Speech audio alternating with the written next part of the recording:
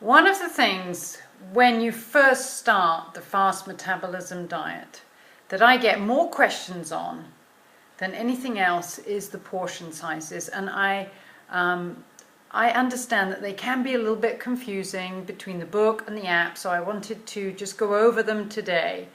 And some of you really freak out because you've never eaten this much food. But the food on the fast metabolism is to be enjoyed. It is to stoke your metabolism. And the way I try to explain it is the more weight that you have to lose, the more food that you are going to need to eat.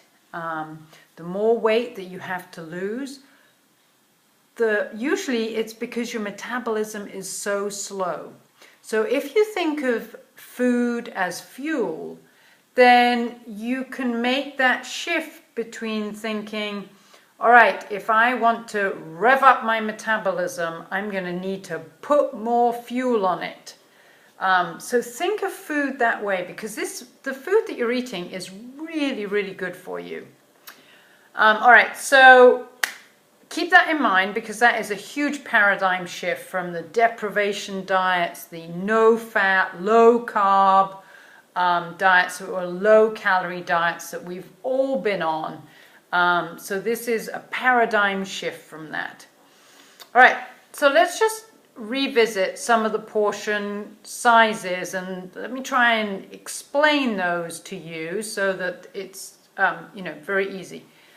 If you have less than 20 pounds to lose, or if you're in the maintenance phase, then you need to follow the portion sizes that are in the book.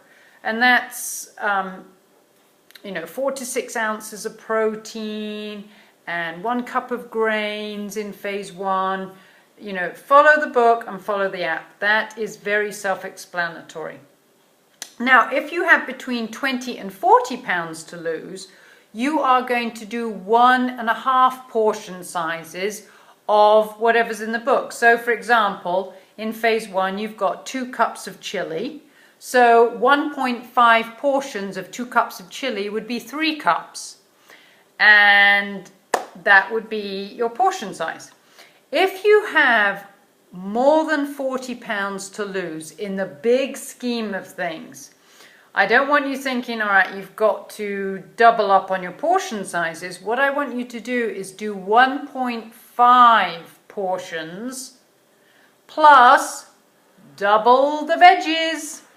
The veggies on the fast metabolism diet they're the things that kind of fill in the gap. And they are the things that we tend to forget about when we're eating so much of the other food, and that is erroneous. All right, we don't want to be doing that, because the vegetables are so good and they are essential for fat burning and healing your metabolism.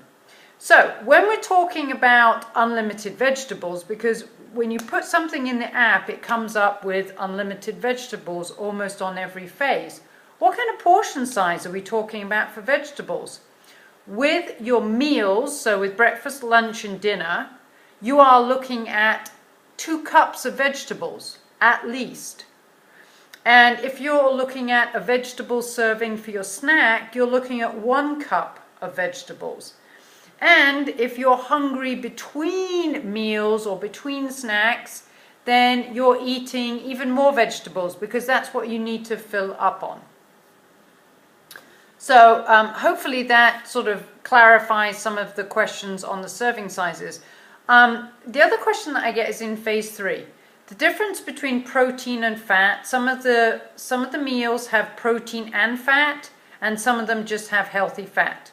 So your meals, your breakfast, lunch and dinner, have a protein and a fat for phase 3. And then your snack, you are just focusing on your healthy fat. So for example, for breakfast, on phase 3, you can have an egg, which is your protein, and you can have half an avocado, which is your healthy fat. For lunch, you can have tuna fish, which is your protein, and you can have it mixed with some safflower mayonnaise and maybe add a few nuts in there to give it some texture. Those are your healthy fats.